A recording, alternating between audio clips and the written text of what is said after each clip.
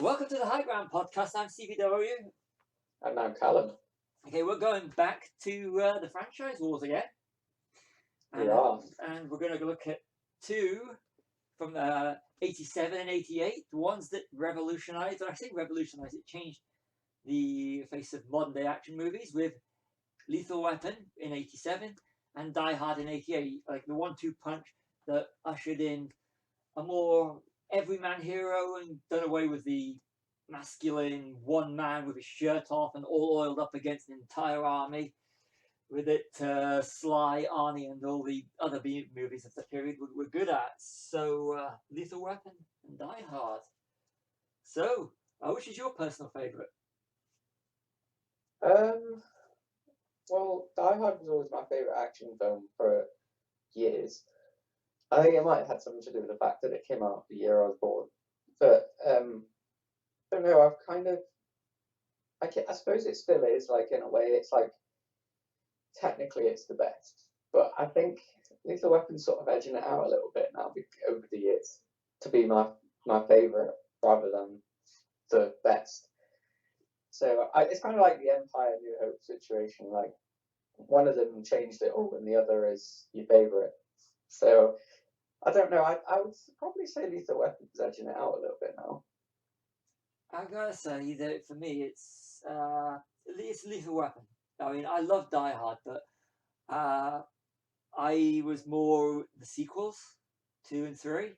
So Yeah, to me, I like the sequels. Die Hard was always the original. Die Hard was the weak one of the original 3, but Lethal Weapon, I mean, again, Lethal Weapon, the sequels, the 2, 3, and 4 are superb. So the original Lethal Weapon was always the weaker one for me. But I just love the chemistry between Riggs and Murtaugh. So it's Lethal Weapon. And I just want to point out something before we continue. We are, for this podcast, we're looking at Lethal Weapon and Die Hard as individual movies rather than looking at the sequels, because we are going to be doing part 2 in which we analyze the Die Hard and Lethal Weapon sequels. So, for the basis of this podcast, they're just standalone Die Hard and Lethal Weapon. But the first ones, yeah.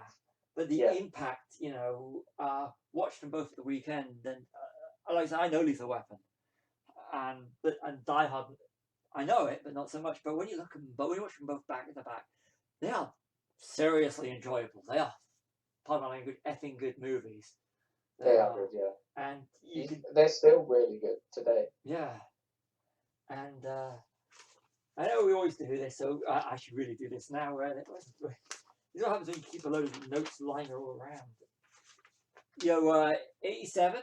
And this is kind of interesting. You got Lethal Weapon was made for a budget of 15 million and generated 120. This is in dollars. Wow. This is world gross. Die Hard 28 million, raking in 141. So that's an 88. Again, this is all these stats in terms of final gross is the world box office from IMDb. So Die Hard was the more successful one. It was. But here's the funny thing, and I know we weren't going to touch the sequels, but if you look at the budget for Lethal Weapons, it goes from 15 million to 28 to 35 for the first 3. Then the budget jumped up to 140 million for the 4th one. Wow. Yeah, and the most profitable was the 3rd of the Lethal Weapons, compared to Die Hard, which was 28 million, 70 million, 90 million, 110 million, and then it goes to 92 for A Good Day to Die Hard, and the most successful one was Die Hard 4.0. Oh, really? Yeah. I think that may be to do with the fact that, it's one of those lots of years later sequels that was always fabled, but finally happened years later. That might have been people just curious, And Die Hard 2, Die Hard 2 braked in 440 million. Lethal 2 took in 227. But as going back to them as standalone movies, I mean, literally they cleaned. I mean, when grunge came along, it in music it took out the old like excessive of 80s hair metal. And I see Yeah, Lethal Weapon and Die Hard when they came along. They literally they cleaned out the one dimensional. I mean, Rambo is a good character, but in Rambo 2 and 3, he he was one dimensional. It's like Rambo's got a job to do, and he can do it on his own. And yeah. Commando, it's like his Commando, his daughter. He has to rescue his daughter in Commando. And Commander, yeah, yeah. And but I was going to say something about Rambo actually. The fact that when you have the first one, it's so sort of dialed back on the action, and it's more of a thriller, really, isn't it? It Like is, it's really nuanced, and it's kind of like just a sort of action version of Rocky. yeah, And then yeah, like you get to 2 and 3, and he's just this action figure guy. That's why I like the Rambo set in Burma yeah, and the latest one because they sort of dialed back the action from being ridiculous to realistic, yeah. and I think it really matches because the first one was really realistic, and I don't understand why they.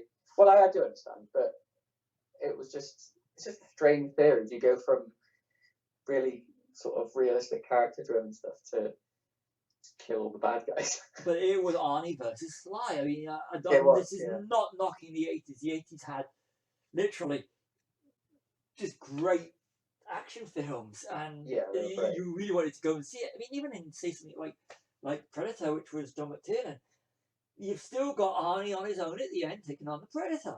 It's like everything Yeah, else has been wiped out. It's only Arnie without his shirt on can yeah, save the day. Which reminds me, Predator, with the bit of the water at the end when he's like covered in mud, and at the end of Die Hard again, McTiernan. And one thing I noticed because when we were watching it, we hooked up the speakers, we hooked up the projector so we could watch them. And when you see them in Nakatomi, and they got the waterfall when they're in the party, yeah, the sound design on that was unbelievable. I was like, wow! I just wanted to shout out to that one. And all like it's John McTiernan again, who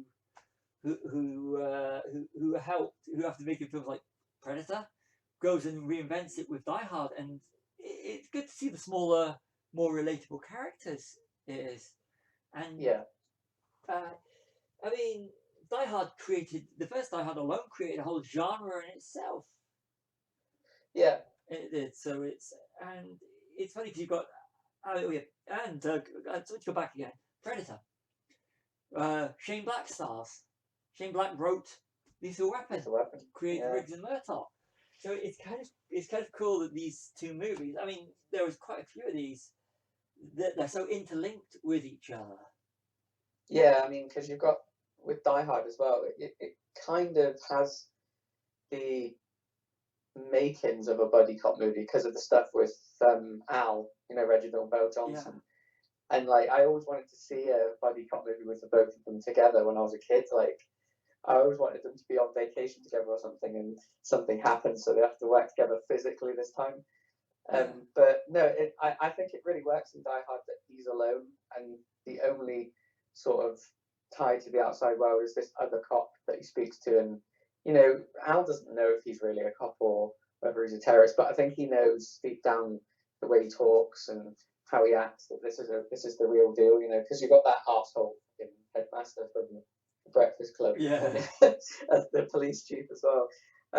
Yeah, no, I think Die Hard sort of dialed back the buddy stuff because McClane is alone essentially, isn't he? yeah, Like, and that's what made it all different from the one man stuff before. Whereas before you were kind of, they were mascots, weren't they? Or like they were just symbols of masculinity. Whereas John McClane is just one of us. He's just his job is just that he's a cop, but he's gone to see his wife, who's probably going to divorce him. yeah, And the one thing that brings them back together is these well, not even terrorists, are they? Just thieves.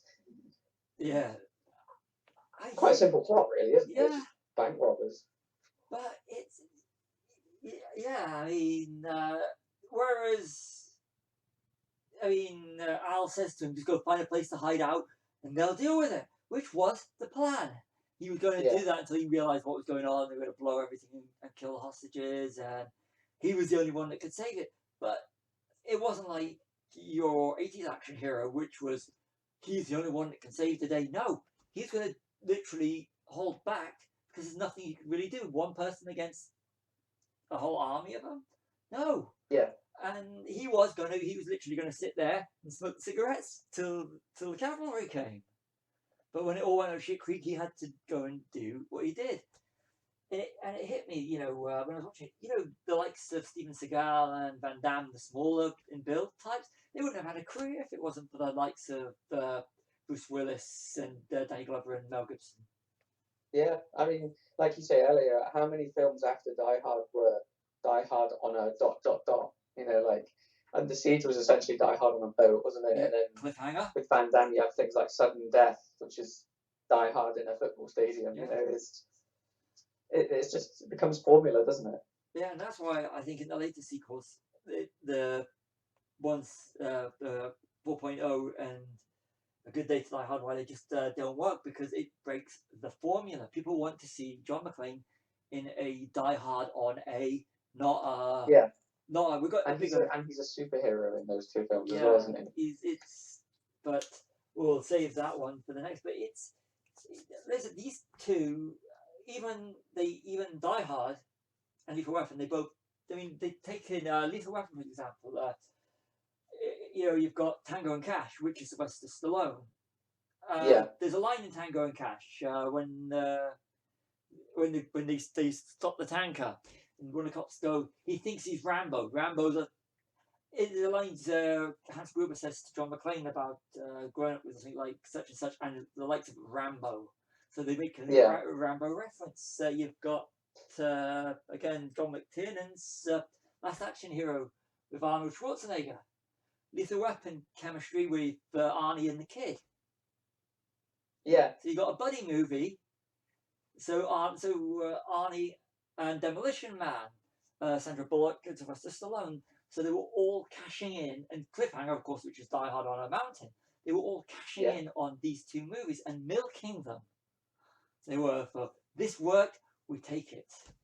They do. Well, it's like the slashes, isn't it? Like, because of Halloween, all of them did the same thing, made cheap films and made a return no matter how bad the film was. Like they did it again in the 80s with the action thing, like you say, like Die Hard worked. Let's do that well into the late 90s, early 2000s. The thing is, when you have something so good, you cannot. It's hard to replicate because it does. I mean, I'm going to stand up here and say Cliffhanger is my favorite action movie in terms of a standalone traditional action movie. So I really can't slag Cliffhanger off. But it is Die Hard on a Mountain. And it just took elements of Die Hard, and with the Tucker and Walker, Michael Rooker and Sylvester Stallone, their relationship is sort of it's done remote like Al and McClane, but there is the reluctant chemistry like Riggs and Murtaugh. Yeah. There is. It also has another link to Die Hard. Yeah, which is Rennie Harlin. Rennie Harlin, yeah. Who directed Die Hard 2, Die Harder, which has got one of the biggest kill counts. Yeah, there's loads. Probably because there's planes blowing up there, isn't it? Yeah, I'm gonna have to. Like hundreds of people on a plane, isn't there? So it's kind of cheating. Yeah, but I do really want to watch. It's on my list now. I said to my fiance when we were doing them, I said, "Which one do you prefer?" She actually prefers Lethal Weapon as well. I mean, it's hard. Like Die Hard's always been my favorite, so it probably won't move in that sense. But Lethal Weapon has definitely been edging its way over the years. Like I've always loved it as well. Like it was just that I didn't see it first before that. And it's one of those series as well, as you'll find, listeners, if you've listened from the start. When I was a kid, I watched all these series out of order. So I think I watched Lethal Weapon 2 first, and then I went back and watched them in order, sort of thing, because obviously my dad had them on video. And so Die Hard was the first one I saw from the beginning and onwards. So I think it's always been special in that sense because I followed McClane since I was a kid. But yeah, no, Lethal Weapon's like a special breed of action film, isn't it? Because it was the one, like there has been buddy stuff before, but I think that's the first one to get it absolutely perfectly spot on with the dynamics and everything. I mean, the fact that the other cop in Die Hard is a black guy as well. Maybe Yeah. they're even homaging Lethal Weapon. Could be, but it's but Riggs and Murtaugh. Yeah, There's a. I mean, for me, the thing that edges Lethal Weapon out for me is the family dynamic. You know, Yeah. I mean, Riggs, John McClane. You get a few bits of exposition about why Al's a desk cop, but other than that, that's it. You know, you got a lot more exposition with, and they're able to work it in with Lethal Weapon, where you find out about that both Riggs and Murtaugh are vets. Yeah. Amanda Hudsucker's dad is a vet who saved Murtaugh's life. Riggs's wife's is dead. You don't know how she died. You've got the Murtaugh's family. So there's a whole family thing that runs through more through the sequels, but you get that whole. There's that more of a. And I can't really call Die Hard, sorry, Lethal Weapon a family movie because it's not, but it does feel like a family movie. Yeah, I agree with that. I mean, there's a line in Lethal Weapon 3 where he says, "I've got 3 wonderful kids and I love them and they're yours." You know, like Murtaugh's family becomes his family because he doesn't have anyone anymore. And you know, you always see him bringing his washing round to Trish, and I used to love that. You know, when I first started watching Lethal Weapon, so I knew it was different in that sense right away because, you know, like all the sort of Arnie super stuff from the 80s, there was always like he had a family member or something, but it was never. You could also class it as a family, like you say, a family. There's family drama stuff with the runs through it. And when Rian gets kidnapped, he's like, that's like a no-no. I mean, you can go far as to you don't see him, but Rian's boyfriend with the dimples is referenced, and it's just. And as the films progress, it's like they pick up stray dogs along the way, and they just can't let them go. Yeah. And it's sort of like, so by the time he gets to the 4th one, the ending of the 4th one, like you're saying, where the doctor says, "Are you know, when you get the picture all together, are you friends? No, we're family." And you've got the PI, you've got whatever reason they have a film scene. You've got Getz, you've got Lorna, you've got the captain, you've got them all. It's such, and Butters, of course, in the 4th one as well. Yeah. It's all, and that's the thing, which brings me on to another thing about these films. Both set at Christmas, but yeah, this is the contention point, isn't it, with a lot of people? Which one is a Christmas film and which one is just set at Christmas? Okay, I'm going to let you go first. Well, I've heard, I can't remember who said it, but it was like, and it's probably an opinion as well, but it did make sense that you can only call something a Christmas film if the plot itself revolves around it being Christmas. So, like, Die Hard is set at Christmas and they choose to take the building over because it's Christmas, because people are there, and, you know, like they mention the fact that, you know, like with the kids, when Thornburg becomes a dick, and pushes his way in, you know, and says, what would you want back for Christmas, you know? Whereas Lethal Weapon was always, they don't seem to mention Christmas very much, and the plot doesn't really revolve around it being Christmas. Just it's set at Christmas, you know, like you see the Christmas tree lights, but I don't know. What do you think? It's a Lethal Weapon is a film set at Christmas, whereas Die Hard is a Christmas movie. Yeah, like in the same sense that Home Alone is a Christmas movie. Yeah, I think because Shane Black sets a lot of things at Christmas time, so it's yes, he does, doesn't he? Yeah, because isn't The Predator set at Christmas? So is Iron Man 3, isn't it? Iron Man 3, and if I'm right, Nice Guys.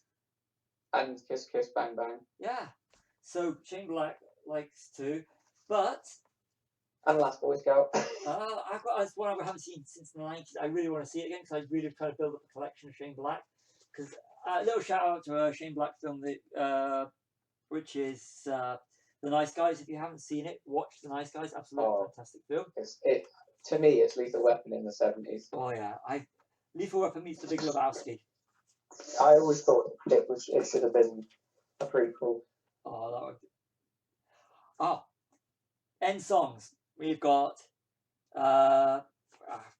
They've got. Seriously, I just have my notes here. There you go. Let It Snow on Die Hard. Let It Snow is Die Hard. And I think it's I'll Be Home for Christmas or something. I'll Be Home for Christmas was Lethal Weapon. So they both end in Christmas songs. Isn't it Jingle Bell Rock opens Lethal Weapon? Yeah, I love that opener. I think it's so like juxtaposed, isn't it? Where you've got this really happy Christmas song and someone just sort of face plants a car because of cocaine. Yeah. I think that's not many openings you can beat that. Oh, it's the color palette, and the DOP on it was Jan de Bont. Or was it with Die Hard? Oh, so Jan de Die Bont Hard was guy, DOP on one of them. DOP. Let's have a look. Jan de Bont is Die Hard, I think. He's definitely Die Hard, but I think it might be both. I've got DO. So here's where here's where we do the Oh, it might be. Is it Jordan Cronenworth? Jan de Bont. Let's find out. I know he's on one of them. He's definitely Die Hard. I know that for a fact. And he directed Speed, didn't he? Yeah, and he also directed Die Hard, Jan de Bont. So he was also directed Twister, which is another one of my favorite movies. Yeah, it's. Was he who's the DOP on Lethal Weapon? Was it him as well? Or? Lethal Weapon was.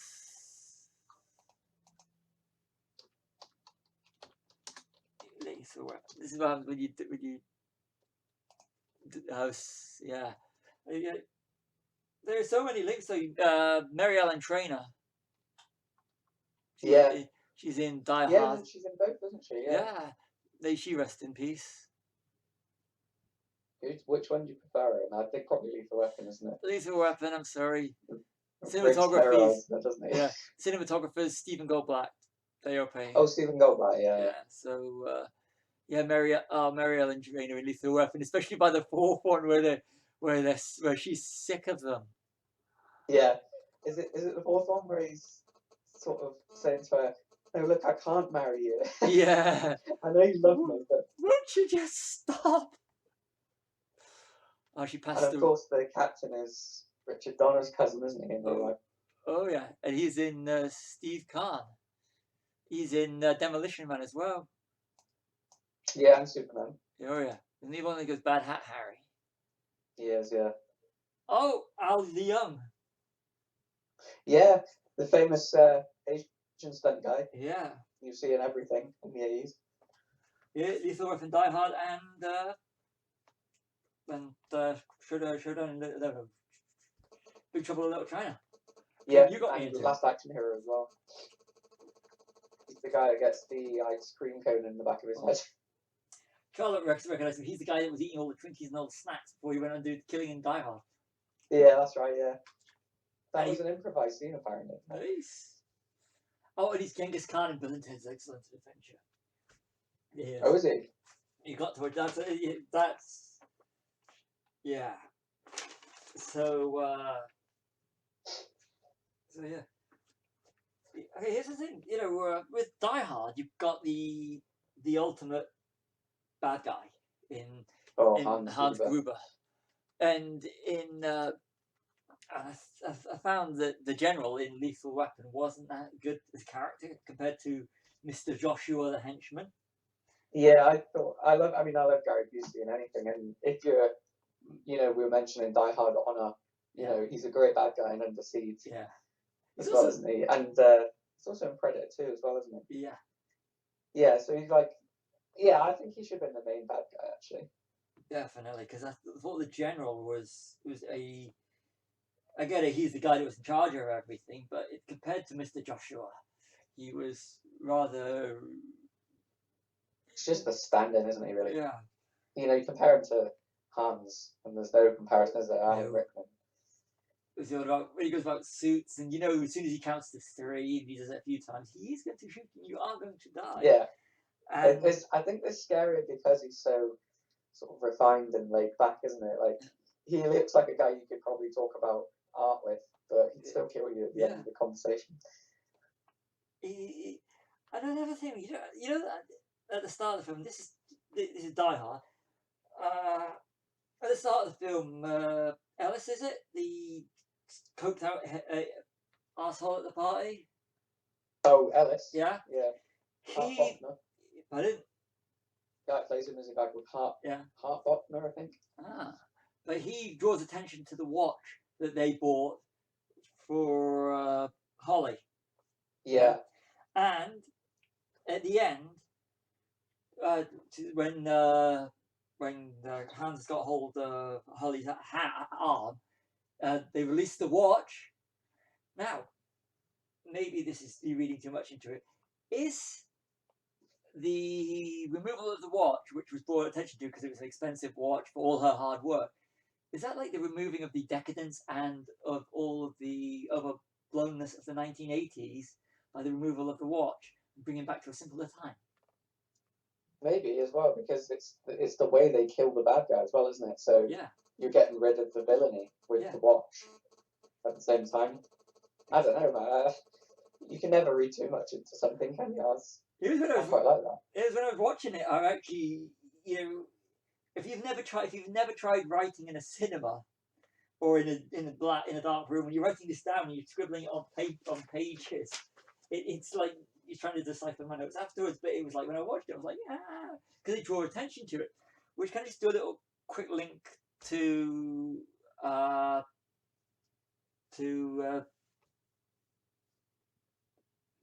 just want to do a quick link to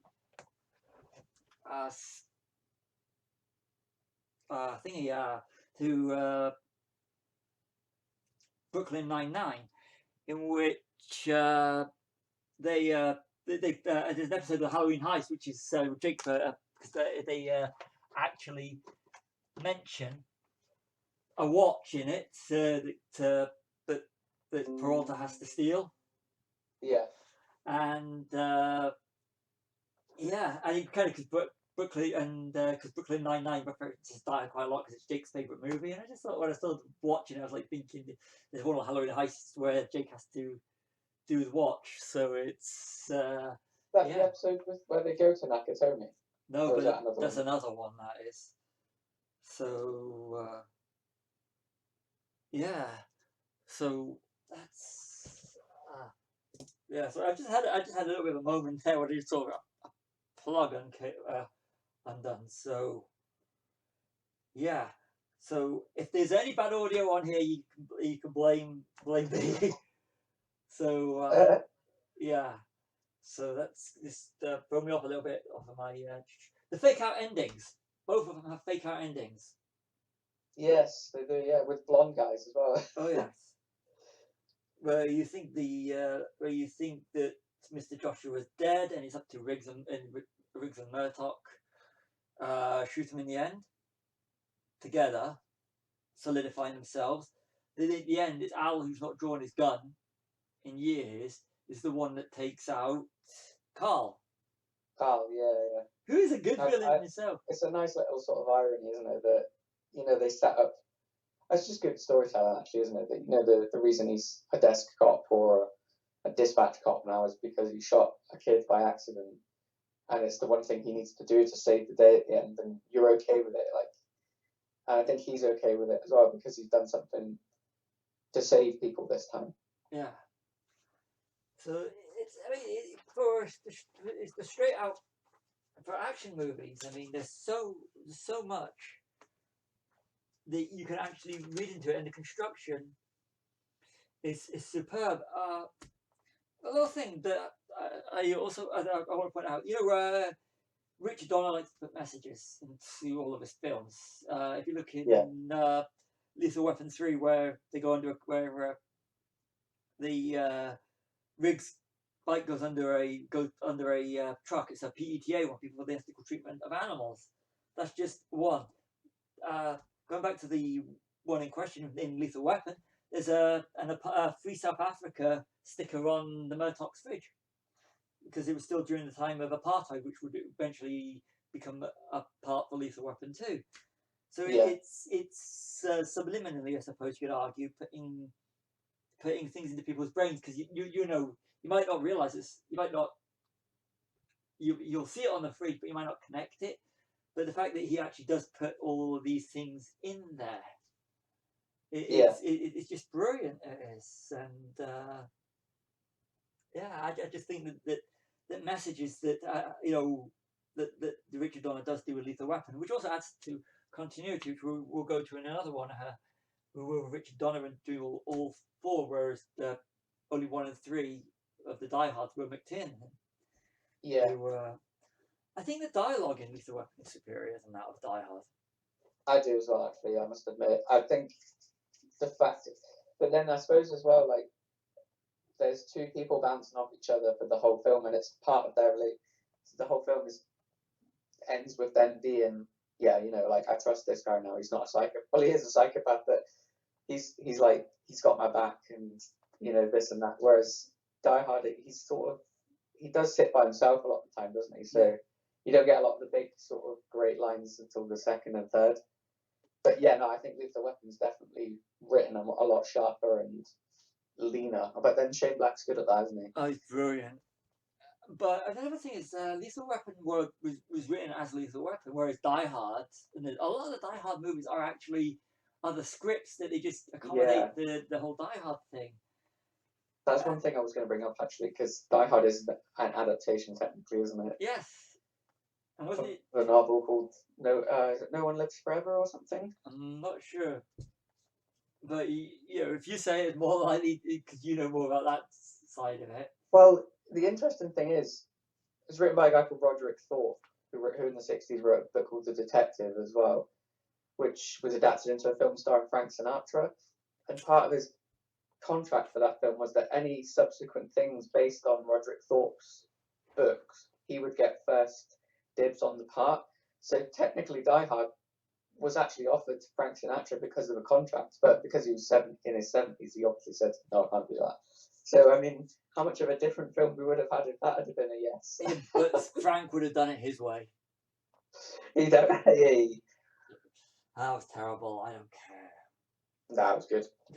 But I mean, if you ever get a chance to read the book that Die Hard's based on, it's quite interesting how different it is, because he's not called John McClane, he's called Joe Leland, and he's an older retired cop, a bit like Danny Glover is in Lethal Weapon, and it's his daughter that works at Nakatomi, not his wife. And I think they are actually political terrorists in that instead of thieves. But it's really strange, you know, that it actually does say based on the novel by Roderick Thorpe at the end, but it's a strange situation, yeah, because Die Hard 2 is based on a short story as well, 58 minutes. But they bear no resemblance to the original, so it's almost just sort of like a copyright courtesy. Yeah. And Die Hard 3 is Simon Says. Yeah, yeah. And then 4 is based on an article about cyber warfare. So they seem to just be sort of, oh, that's a good idea, we'll do that. When it comes to doing research for the other ones, that's the one that I remember least of, because I just thought it was a load of rubbish. We went to cinema to see that, didn't we? Yeah. When it first came out? Yeah. I think we were sort of buzzing for it, weren't we? Yeah, because the claim was back, but yeah, it's one of those sort of sequels where I sort of say the main character is just dreaming that he's having another adventure. It's like the 5th one. My fiance can't remember us seeing it at the cinema, so we definitely saw it. So I know we saw it. I just remember the end ripping off the first one. When they go to we'll save this for another one, but it was just a standard Bruce Willis film. Oh, but yeah, a little thing. I've got this thing where when if I see a guitar, I'll have a look and see what guitar, what an instrument. I always want to look at what it is. If I see a cinema in a film, I always want to have a look at what's showing. Yeah. Yeah. You know what? Okay. Lethal Weapon, right? Yeah. On the cinema, where you see him past the cinema, and on the front it has Lost Boys, this year's hit. Oh. And I was like, because Lost Boys didn't Richard Donner produce Lost Boys, if I'm right? I think he did, yeah. So I thought the fact that it was like Lost Boys, this year's hit on a cinema theatre, like, wow. That's the only one you can see because there's 2 shots of a cinema, and that's the only one I can actually make out the movie of. But it actually says it clearly Lost Boys, this year's hit on it, and I thought that was pretty cool because I do like Lost Boys as well. I think that's, if you ever get the chance, that is one to actually see on the big screen as well. Oh yeah, definitely. Yeah, I think that's probably my favourite vampire film actually. I like that. I will agree with you there. I just think because it's the music in it. Michael Kamen scores both Lethal Weapon and Die Hard, but I mean Lethal Weapon, because it's got a lot of saxophone in Lethal Weapon, and it's in all of them. I think that has a better soundtrack in terms of score. Yeah, it's more moody, isn't it? I think Die Hard's just kind of, it is a good score. He is. I mean, any score he does is great. Yeah. But I think Die Hard's more of a sort of generic action score, isn't it? Yeah.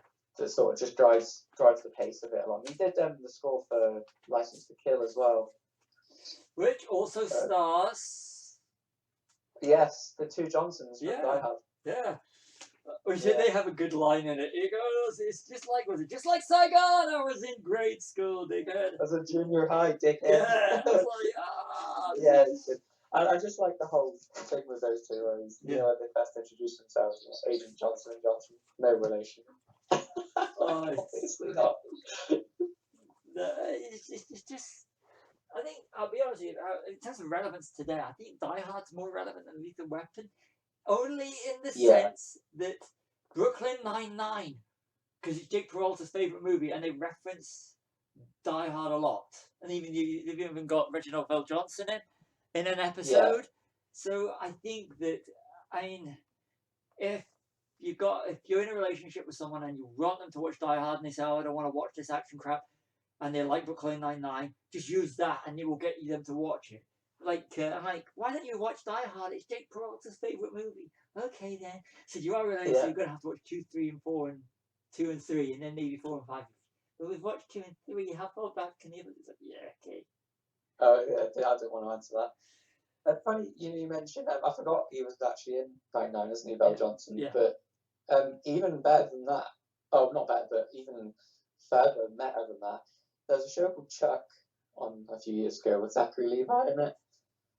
And there's an episode where the electronics store that he works at is taken hostage by some terrorists, and the cops show up, and the manager of the store that works with him is a little, he looks a bit like Reginald VelJohnson. He's a little fat black guy, and when the police turn up at the end and rescue them, Reginald VelJohnson is one of the cops, and he actually is playing Anne. Nice. And the store manager is his brother.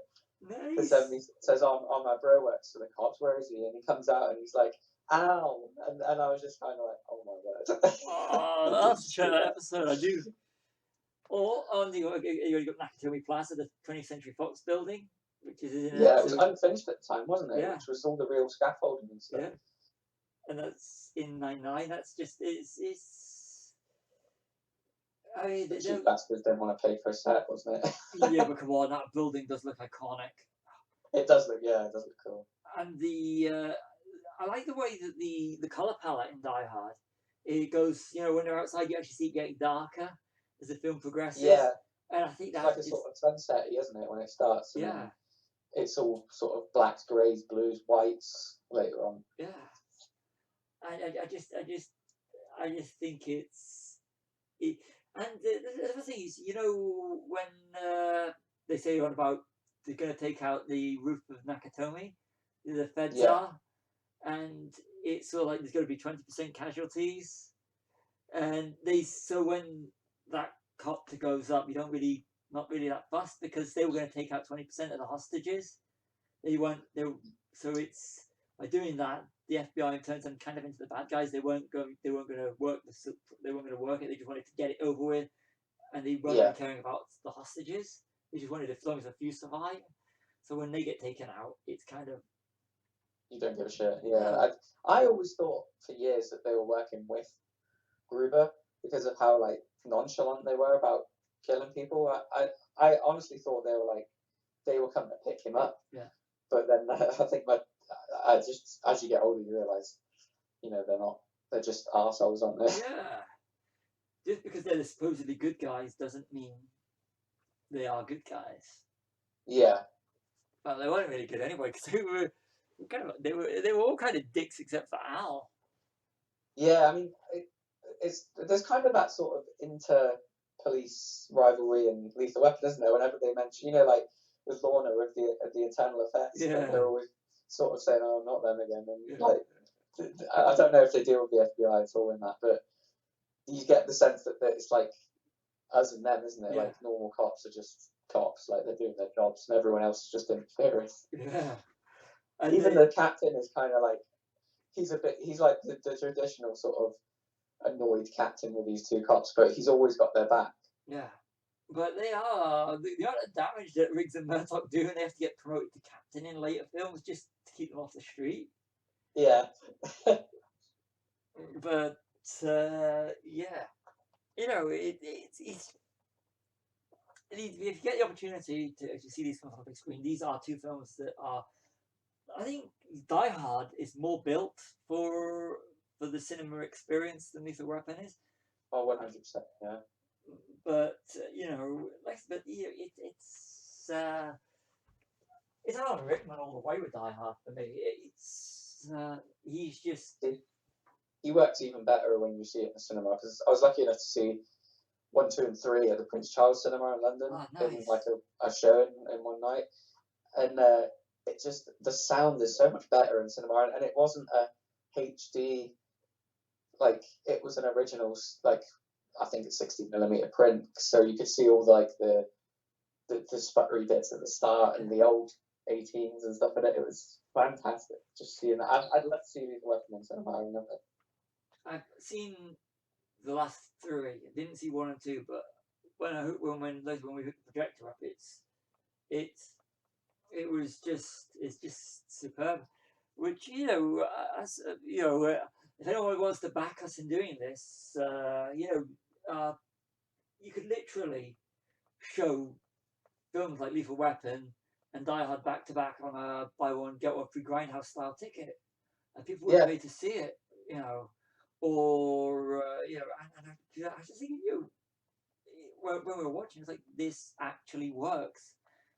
And if you ever get the opportunity, it's something that does need to be done. So if there's anyone with a cinema that wants to back us, we'll happily, we'll happily. And I think that's. I mean, I'm hoping when the world corrects itself that we are still going to have cinemas, because it's movies like that is why we need this cinema experience, and it's even after like 30+ years, these films are still a breath of fresh air compared to a lot of the crap. Because I think that it's gone safe now with cinema, and with not when I say cinema, I mean with movies, with all these action films that are going on to streaming services. There's not the same care and attention that's put into these movies, because action has become more disposable. When the likes of, I mean, for me, it's Die Hard. It's Die Hard 1 and 3, and all the Lethal Weapon movies. There's, it's not just disposable. There's something there that you can take from. It's just brilliant. Yeah, they have. I think the difference, like I was, you say about going straight to the streaming is like I can't believe Bruce Willis is like straight to DVD now, and they're like it's just so weird. And the thing that separates these films from everything that's to come is they have heart.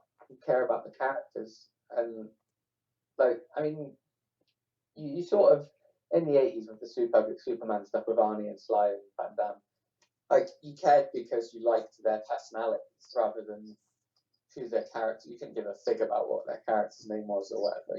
Like it was. Whereas John McClane and Riggs and Murtaugh, like they're real people. Like you feel like it's like they are dialed up a little bit, but they were the first, like you say, everyman heroes where normal cops. They're not super cops. They're just like normal guys that get stuck in these situations, and you can believe it because they just seem so normal.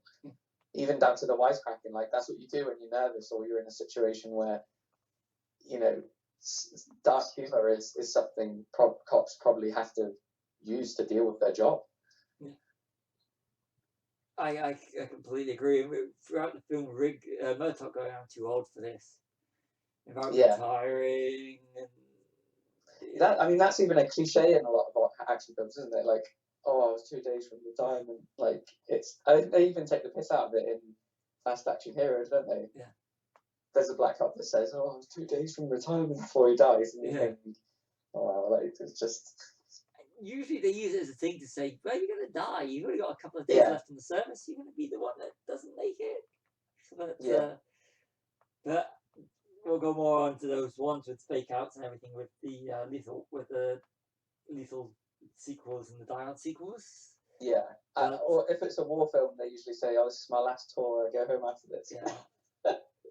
And you think, oh, you're dead. Yeah. Or even like Saving Private Ryan, when they start going about all he wants to do is go home. Yeah. Character. Or something like Memphis Belle, you know, it's like their final flight. Yeah. It doesn't. Although they do make it. So. But a lot of the times it's. Yeah. So you say you're caring about the actors rather than the characters. It's so true with the 80s, all muscle bound. Because I mean, there's nothing wrong with it. It's just what, like, we all loved to do that back then, didn't we? They were like our heroes. Yeah. It changes with, well, I suppose Lethal first, because it comes first, doesn't it? Yeah. You know, the two people you care about are the two normal guys. You know, it's like, I mean, Mel Gibson was younger, but he's not Arnold. Like, no. He's a sort of smaller and stature guy. He's still tough, and Danny Glover's an older guy, so like again, not a weakling, but like they have their limitations. Just like John McClane, you know, with the glass in the teeth. Yeah. You know, that would never happen to Arnie. No. You wouldn't be seeing him pick it up and be like, yep, I'm on there to the end. And you wouldn't believe it. He'd literally just crush the glass, he would. Yeah. And, but yeah, it's... Okay, that's not supposed to happen. For the record, this is what happens when anytime you hear any bad sound or anything, this is what happens when you do things remotely.